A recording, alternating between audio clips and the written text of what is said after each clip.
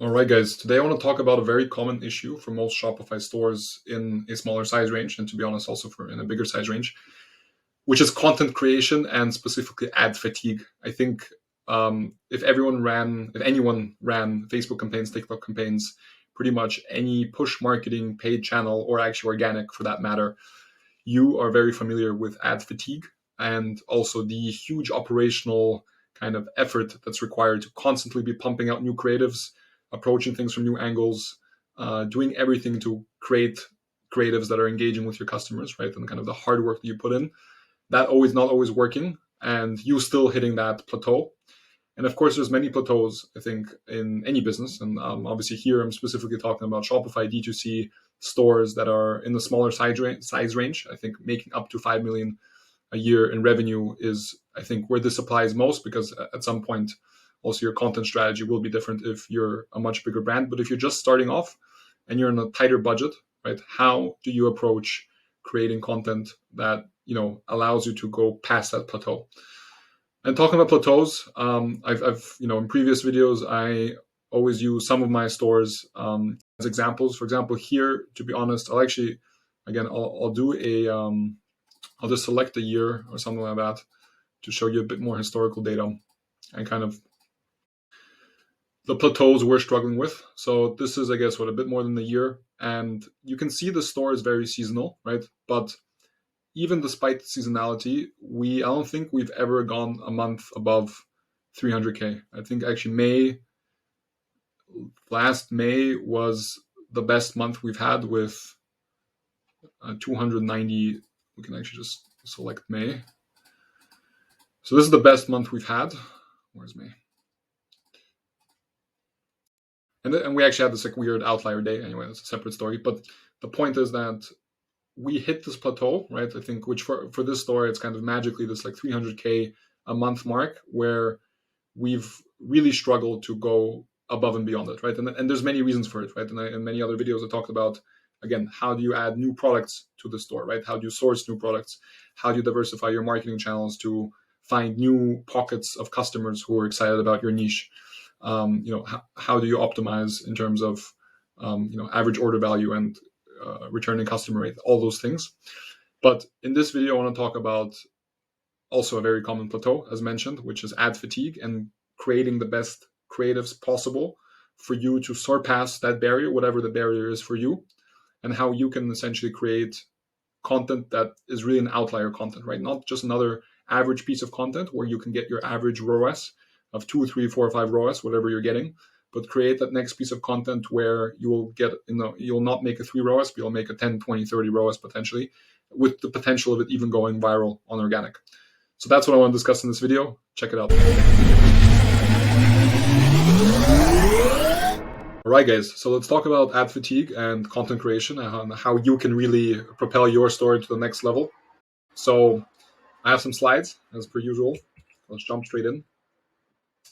First of all, I think structure is important, and a lot of people will skip over this. And I think it's quite important because hopefully this will put a few things into context, especially, again, if you're a smaller store owner, I would say up to 5 million in revenue per year. I think after that, obviously, at a certain stage, your content creation system will be different, mostly because you'll probably have your own content creation team at a certain scale, right? You're not going to be doing everything yourself. But if you're a smaller store and you're doing a lot of things yourself, I think you need to be really organized, and I think you also need to be tapping into every single potential way you can be getting content, right? So let's look at the top part of the funnel, right? So content creation. There's actually, I actually think there's quite a few main buckets of places where you can create content for your Shopify store and for your products. There's content marketplaces like Billo. A lot of you are going to be familiar with that. There's a lot of them out there where you go and you find content creators who you pay, right? And to be honest, even Fiverr and Upwork would be under that category. So there's obviously content creators that focus on D2C products, and you can send them a sample, and you pay them obviously on a per video basis, on a per hour basis. Then of course you have influencer marketing content. If you've ever ran an influencer marketing campaign, then you obviously know the influencers create also content that they post. Obviously, if you agree that you can use that content after they've also utilized it for the campaign, that's a double whammy, which you should obviously always aim to do. And then you have the content and the influencer campaign, so never forget about that. You have user generated content. some also a huge one that people miss, but you, especially as you grow, right, you have customers who hopefully the ones, at least the ones who really enjoy your product, right? You can ask them to send you videos of them using the product. We actually do this very often. There's email campaigns, there's entire funnels you can build around essentially when a customer buys something, then a month later you can ask them to essentially take an image of the product or even a short video of the product and incentivize them by either having some sort of game where or not a lottery. I mean, again, there's so many different ways to do it. You can have competition even where if they send their piece of content and it's better than like all the other ones that send it, then they get another free product, or you give them like a voucher or whatever it is, right? There's many different incentives you can think of. Their point is user generated content can be super powerful because it's also authentic, and ultimately it's like literally real customers using their product and leaving real reviews, which is what also the next customers want to see, right? Then obviously if you're a bit bigger, or again if you have cash, you can go straight up to a production studio and like have literally like a team running with cameras and everything, filming stuff. I personally think, again, if you're starting off, or even at our size range of like let's say 200-300K a month, even if you can like, because again we have other stores as well, right? I just showed you 2 examples now, but even if you have way more stores and you can kind of dilute this cost over an entire portfolio of stores, I still think it's extremely expensive, and even it can even hurt you to be too professional, because again, especially on TikTok nowadays, and even on Facebook, Instagram, right? To be honest, some of the most authentic, best performing creatives are really the ones that also look a bit more kind of non-professional, right? It's like a guy with an iPhone just filming how the product works and like telling an engaging story, whatever it might be, right? There's definitely, you don't need a professional production studio. I just put all the options here, right? And each one of them obviously has their pros and cons and different cost levels, but just keep it in mind. That's obviously an option. And the last big option, at least for us, that we always consider is obviously doing it ourselves. And again, that's different. So the production studios, you employ a company to specifically film the product for you. Filming it yourself is like, it could be all the way from you just as a store owner taking out your iPhone and starting to film. That's obviously the cheapest option, right? It could be, again, you could also hire someone part-time who you do this with, right? But anyway, that's like in-house option, right? So just think, and again, there's also other ways to get content, but I think those are the main ones, right? You can go to one of the platforms. You can either go to a production studio, you can ask your customers, you can ask influencers, you can do it yourself, right? Then you need to edit all this content, right? So you get at the top of the funnel, you get all this content. Hopefully, if you really get the machine going, right, you have dozens of new pieces of content coming in, and you obviously need to edit them, right? So again, I'm not going to talk too much about that. Obviously, if you know how to edit the videos, then you're going to do it yourself. You can either hire a content editor, right, a video editor. There's obviously a lot of those out there. Then what we do, right, is then you have like the final pieces of content of creatives that are finished and edited, and you then add them to the storage, to the drive folders, which we almost call whatever, almost like a folder dump, right? Dump, not meaning that it's shitty content, but that it's just a lot of content coming into the folders. And there you obviously need to be really structured and organized, and obviously do it the way it works for you, right? For us, again, another important thing is each creative fits a certain platform better or worse, right? You obviously need to create creatives contextual to where you're posting them, right? The same creative on TikTok isn't going to be the best creative to post on Pinterest or for a Google display account, whatever it might be, right? So what we do is we try already at the very beginning to be very conscious. Okay, we have different pieces of content for different platforms, right? We then have a folder. Okay, this is our Facebook and Instagram content. Then we have a TikTok creative folder, right? Then literally for email, because again, in our emails, we have GIFs, we have images, we have all kinds of stuff that we also send via email, right? Then we have content for our affiliates, right? We use GoF Pro, which will be the next slide, where literally our affiliates can access the content that we share with them that they can also promote on our behalf. Then we obviously have content on our website. I think every product page should, obviously at the very least have great engaging images, but also I think GIFs on the right-hand side, not only images on the left, which is like I think the absolute basic, but also have GIFs on the right-hand side that actually show, different features of the product and like literally the product in action, and maybe even have a video on the homepage or whatnot. So, and you should also be updating that, right? Like again, your website isn't, think about your website as like obviously like the, your store that's open 24/7, right? And you also need to be kind of making sure there's no ad fatigue even on your product page, right? So keep that in mind, especially if you're heavy on remarketing campaigns. Your customers want to see an evolution of your store to also make it clear to them that you're active in every shape and form. And then obviously organic posting, right? Organic posting, I'll touch on the next slide quickly, but that's obviously across any of the big platforms.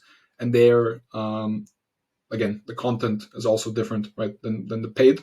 So when I mentioned Facebook, Instagram, TikTok on the left, I really mean the paid channels versus organic channels, which is also Facebook, Instagram, TikTok, and so on and so forth.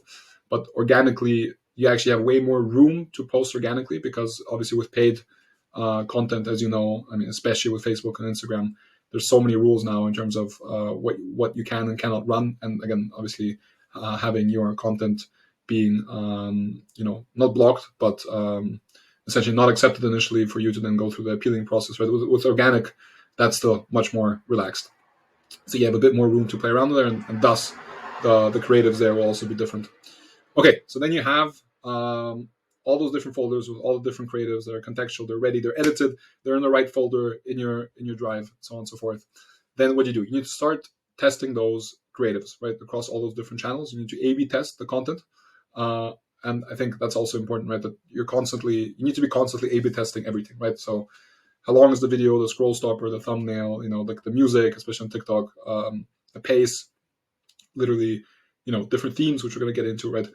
You need a system, and I'll have a separate video on actually how you can A/B test different pieces of content and actually drive real conclusions, not like kind of those bullshit conclusions that I think most people do, where they run like two creatives and like I don't know, they get like 300 clicks each through each creative, and then one does better, and they're like, okay, this must be the best creative, even though sample size is way too less, you don't have statistically significant information, and you jump to conclusions way too fast because again, you might have just shown that piece of content to a few people who just disproportionately, you might have like just a couple of customers who bought like way more than your average customer, and that completely skews your results. So anyway, separate video, not to go into too many adjacents.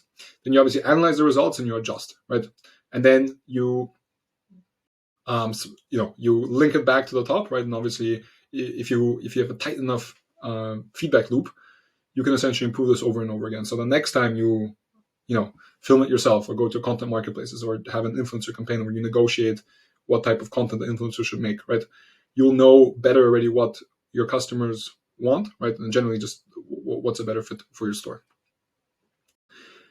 Good. So, and below I have a quote: first the conveyor belt, then improve the content quality. So I'm actually like, this isn't necessarily right for everyone, but let me actually go back.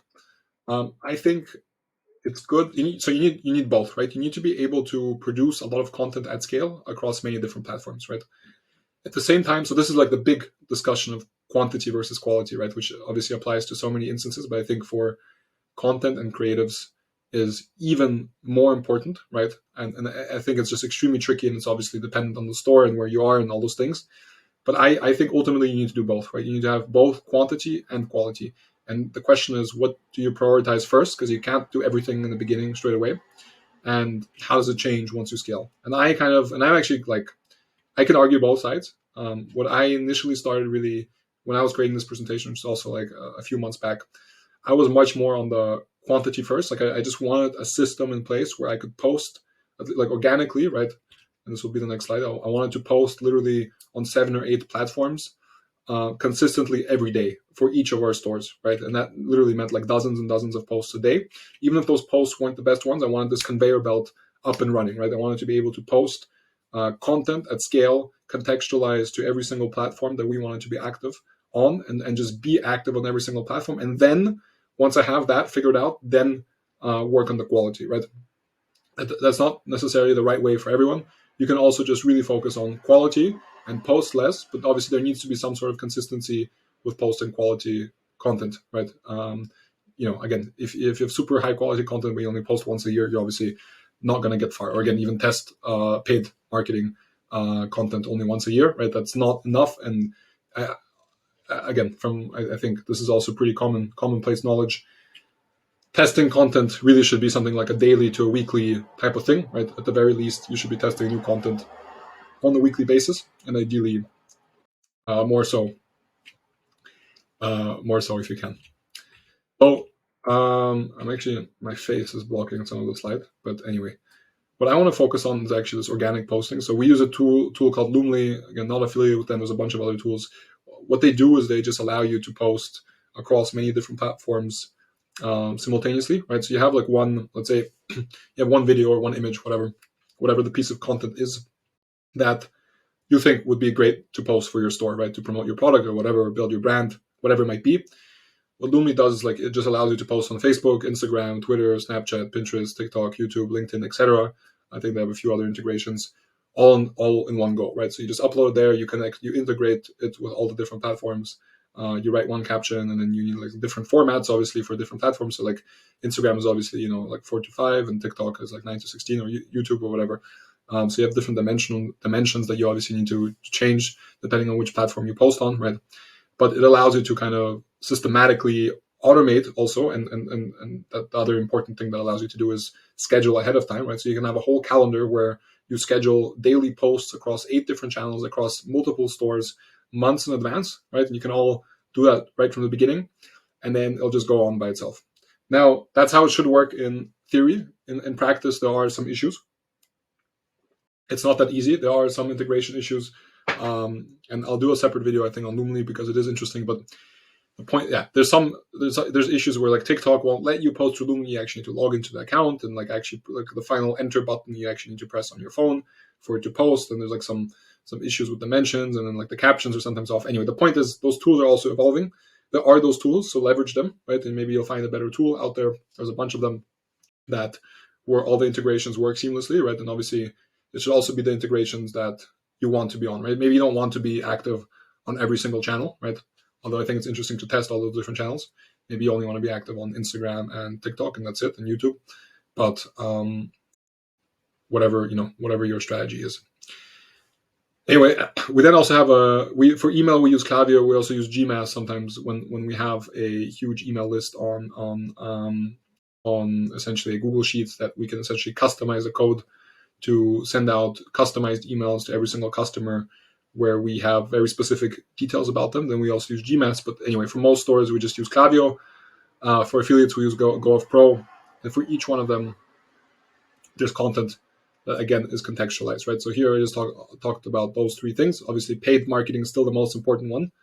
And we'll get into that. But, but I think what's important is that content is everywhere, right? You use content for your emails. You use content to give your affiliates to promote your store on their behalf. You obviously post content organically on every platform that you think is relevant for your brand. And then you obviously have content on all the paid channels, right? And an interesting thought, by the way, is like sometimes I think it's great to post organically because that's obviously for free. And again, there's other issues you run into with organic, and sometimes it's a pain to have like, I don't know, like imagine 8 platforms across like 4 or 5 stores in our portfolio. Then even that you're already talking about like 40 different accounts, and then sometimes you have double accounts because you need a backup and all those things, right? So sometimes you have like 50 accounts you need to deal with, right? Which is obviously a complete pain in the ass. But anyway, if you post organically, which is for free, and you see where you get the traction, you can already like kind of tell some pieces of content obviously do much better than others when you post organically. Then it's already like the first indication of which of those content pieces you should then use for paid, where you obviously do pay and there is capital on the line, right? But you can filter out some of the best performing content already on the organic stage before you go to the paid content. Website, whatever. Okay, so this really helps me to think about which new pieces of content I can create, which are again outlier pieces of content when I'm stuck, right? So when I have ad fatigue, when I've produced or I've pumped out a bunch of content, then and I'm just a bit stuck on what's the next pieces of content to try out, to test, to really like see if I can like make the next big improvement, right? And like surpass that previous plateau. I kind of think of a few main genres, right? And maybe that will also help you. And by no means is this exhaustive. Like maybe, also you can reach out and tell me which other genres you think are the most kind of effective. But and this is especially for organic and email campaigns, by the way, which just constantly helps me get new ideas. So some genres I work with is data gathering. Ask your customers a question, right? You'll be surprised, how engaged customers can be if they get an email where we literally have surveys with emails where we ask them a question. We ask them, sometimes we even ask their political views. We ask, again, it depends on the product. Obviously, it depends on the niche. So like, just think about your niche, and like literally think what, like, if I could talk to a bunch of customers face to face, what question would I ask? And then you can integrate like a survey app into Klaviyo. It's like relatively simple, and actually start gathering this data. And even data aside, if a customer opens an email and you actually ask them an interesting question, which somehow links to your store, and again, like, it should be subtle enough, they're much more likely to engage with that and actually, press a button in the survey, leading them maybe to like some more customized offer down the road. So that's always something I think about. Comments on current events, right? There's obviously always stuff going on, and again, some events you obviously have just the usual yearly events that everyone anyway touches on, like Halloween and New Year's and Christmas and July 4th, whatever it might be.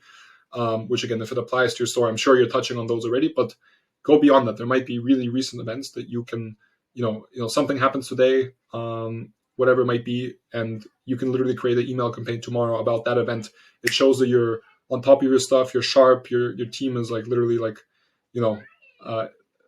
watching out, like keeping their eyes open, what's going on, and you're linking it. You just need to somehow link it to your niche, to your store, to your product, and you can at the very least create this sense that you're active, you're really like kind of on top of your stuff, right? And at the very least, the customers, I think, subconsciously would appreciate that. You're touching on current events, meaning that you're not asleep, right? And your brand isn't asleep. Okay, provocative. Obviously, you need to be careful with this one, but I do think that it's an interesting genre to work with. You can be playful and provocative with your customers. Sometimes, we have a store in a niche that where we can be somewhat provocative, and I unfortunately can't give you too many details on that.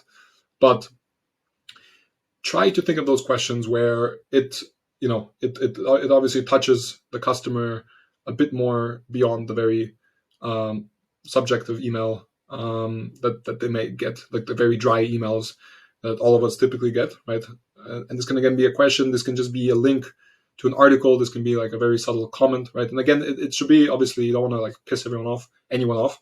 You want to be provocative in a playful way to get people to think, and obviously to then also engage with your brand and your product ultimately.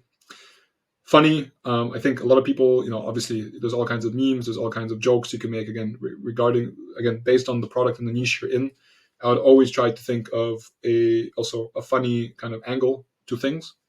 Gamifying, that's a huge one that I think a lot of people miss, and you'd be surprised how much you can do. I mean, even with email integrations, right? You can gamify so many different things.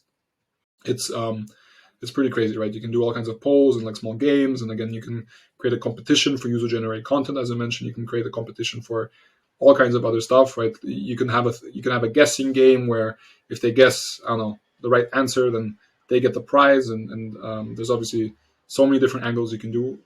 You can approach that, right? And again, the gamifying, you can literally gamify on a organic post. You can gamify on an email campaign. You can even gamify the whole system with a loyalty program with your affiliates, right? I mean, literally your affiliate program can be gamified.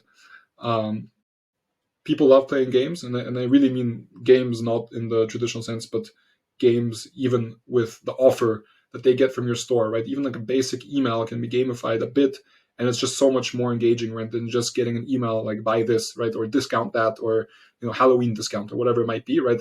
People are bored from that, and if you can just gamify it a little bit, it'll go a long way. Not so much, by the way, for paid channels. I think their gamifying is a bit harder because you're also kind of limited to what Facebook and all the platforms allow you to do specifically on the paid front. But keep it in mind. And then informative, interesting. You'd be surprised that sometimes like we have products and niches that we work with where it's not like the product isn't scientific in any sense, if that makes sense. Like it's not like we're like supplements might be a good example where like there's a lot of like informative things you can say there. We have niches where that's not the case, where we can still be informative, right? There's pretty much interesting infographics about any topic, right? Like literally like name your niche. Google just infographics in the name of your niche, right? And just check it out. You'll be surprised. Like there's like really like actually interesting infographics about pretty much any topic. Even if you like know that niche very well, there's like I'm sure there's like studies on it or like interesting like blog articles, or like there's just like other content there where you can compile it, or again, like make some sort of different angle to one of those interesting pieces of content, right? And utilize that for your own creatives. And that's just ultimately, again, on the interesting / informative side. You can always be informative, and it doesn't need to be dry.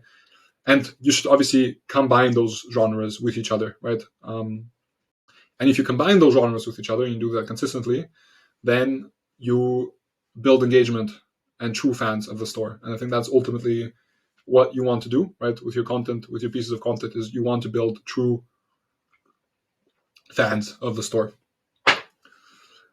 What else do I have here? Don't be too salesy. I usually think that obviously provide the customer with value first before asking in return, like a sale. I think those are things that I'm sure you've heard before, but I also find it to be true, right? Just again, creating pieces of content being like Christmas sale and just aggressively being like buy this, buy that. It just doesn't work. It only works so much, right? And people get tired of it. And again, always imagine you getting that email campaign or that piece of content where I think you're also generally tired of those offers, and you're eager to see something new. And I think that's what the better brands do, even on a smaller scale. Okay, nice. Okay, wait, I'll actually I have this book somewhere. Where is it? Okay, I have it somewhere here. But anyway, there's this book. It's a very famous book, and I think this is like really good to combine. So like the different genres I just explained, right? You can combine with some of the 6 levers that Robert Cialdini talks about in the book Influence. It's anyway, just you can check out the book. I think a lot of people have said a lot of things about this book, and he really talks about 6 levers, not to sell, but to influence. And it's reciprocity, scarcity, social proof, authority, consistency, and liking. And I think those are very powerful to combine with the previous genres I mentioned, right? So you can, you can ask a question to the customers, but also show social proof, right? Obviously, social proof, again, there's many examples of all of those, right? Social proof is like, again, having reviews on your product page, right? No one even thinks about it as social proof, but it is social proof, right? Like, obviously, if previous customers have given you great reviews, it can go both ways. Obviously, if they gave you shit reviews, then that's negative social proof. But if you have great reviews, again, you have also an Amazon page with great reviews. You have literally people commenting under your social media posts, either positively or negatively. That's social proof. You have influencers and affiliates promoting your product to, again, larger or smaller extent. That's social proof. So obviously, hopefully I don't need to say more. Combining that with any one of those genres just gives it like essentially puts the genre on steroids, I would say, where no matter what it is, it can be funny and on social proof, right? It can be informative and on social proof, right? And any sort of combination of that can be an interesting way to really like think outside of the box of like, what are the next creatives I can test? Scarcity is a pretty obvious one, right? I think a lot of people have this app that they use for the product page saying like only 27 products left, which by the way is always bullshit. Not always, but I don't do it personally, but sometimes, well, if we are actually running out of stock, what we do is we use a dynamic pricing app, which actually increases, it changes the prices depending on our inventory levels. That's for the stores where we have inventory. For the stores where we drop ship, that's not so much the case, although you can also do that. But for the stores where we have inventory, we definitely do use a scarcity thing where it's a bit different. We don't write. So actually, we actually did it for one store where it does say X units left, because it was actually the truth, because of that inventory and we were out of stock. It was a store. It's actually not the 2 stores I showed you. There's another store where we actually have something like 500 SKUs for that store alone, right? So it's a lot of products, and a lot of products are sold quite infrequently, right? Meaning that there's always some products where we're out of stock or running close to out of stock, and the inventory management there is very, very difficult, but not very difficult, but it's definitely much more challenged than if you have like a 1 product store. So there you can like really like leverage that scarcity aspect, right? Either by showing, like only 3 pieces left, or change the price dynamically to also provide the sense of scarcity of like, okay, the price is increasing and increasing, right? Meaning that, clearly something's going on, right? And then we only increase the price Again, if we know if we only have a few units left in stock, but the demand is still high, right, then we just need another week or two to restock our inventory for whatever reason we're running behind schedule, right? There's some delay or something happened, then we can create also that sense of scarcity. And again, you can even do that. Obviously, be careful with how you approach this, but you can do this in the captions of your posts, right? You can do this literally like in the creative itself, right? Creating a sense of scarcity.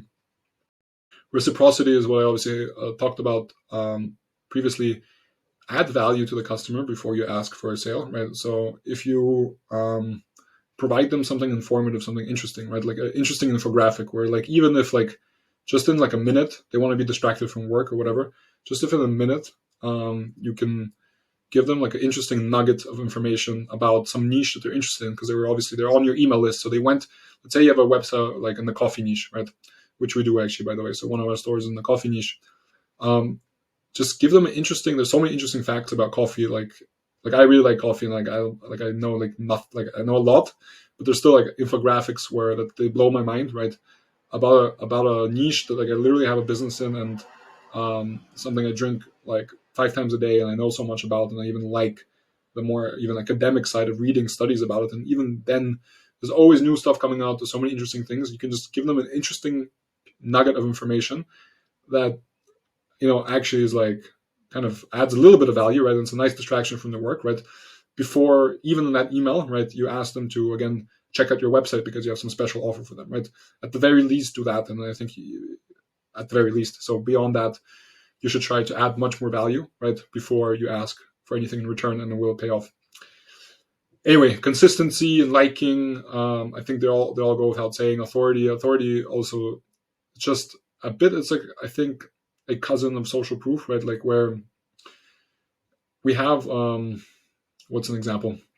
We have this competitor that runs ads on certain television channels, which I won't mention which, but the way they do it, I think fits that, right? They pay a lot of money to be on certain television channels and have certain people speak from a point of authority because they're either just very well known or they've been very big in that sector, in that industry, and they obviously promote the product, right? So it's a bit like social proof, but keep in mind, I mean, this is a bit stranger, but obviously that's also just people who speak from a point of expertise can obviously demand that, and that's also something you can combine with one of the themes. So anyway, before I talk much longer, and I think there's so much more to say about content, I will be having other videos about content and getting really also into the practical thing of actually creating pieces of content. What I hope this really allowed you or will allow you to do is, if you're stuck with content, you don't know which next pieces of content you want to create, test, really play around with for your store. Think about those different genres, think about those levers, think how you can combine them in different ways, right? And you'll be surprised that if you do a little bit of research, you get one idea after the next idea after the next idea, and all of a sudden you have 10 great ideas that you can play around with. And guess what? One of them might be the next piece of outlier content, right? That literally does a 10x more in terms of return on investment than all your previous pieces of content, because all of your previous pieces of content you were thinking from always like maybe one angle or one theme, which might have been decent pieces of content, but they just averaged out always the same return on investment. And I'm telling you, with content, that's the beautiful thing. You can get those outliers, right? So you have enough at bats, go for it, and you're going to find those outliers. So hopefully that was helpful, and see you in the next video. Hey, before you bounce, consider subscribing to our channel, but only if you've actually enjoyed the video and found at least a few valuable things for your Shopify store. Also, check out our free Shopify app, Trackidex. We have a link in the description below. We're developing new features literally every day, and we're also excited to actually hear your feedback on some of the next features we should develop. Thank you, and I'll see you in the next video.